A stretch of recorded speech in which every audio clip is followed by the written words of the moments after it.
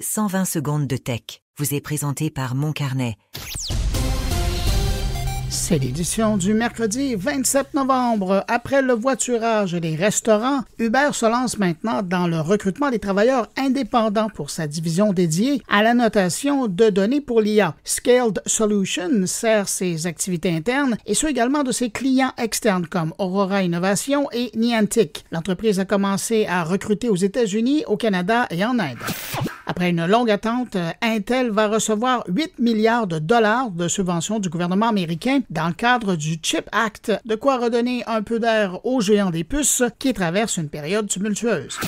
Sora, le générateur de vidéos d'OpenAI, a intégralement fuité. C'est un groupe d'activistes qui a divulgué l'outil pour protester contre les pratiques de l'entreprise. Les Sora PR Puppets ont exploité des accès anticipés pour créer une interface publique temporaire permettant à des gens de générer des vidéos.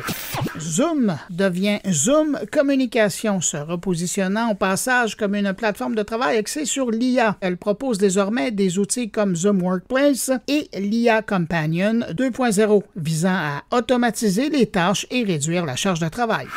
Selon une étude de Robert Half, près de la moitié des gestionnaires en TI prévoient augmenter leur effectif en 2025, alors que 46% d'entre eux cherchent à embaucher du personnel permanent. Mais au même moment, près de 43% des travailleurs de l'industrie mettent la sécurité de l'emploi avant le salaire et ne veulent plus changer d'employeur.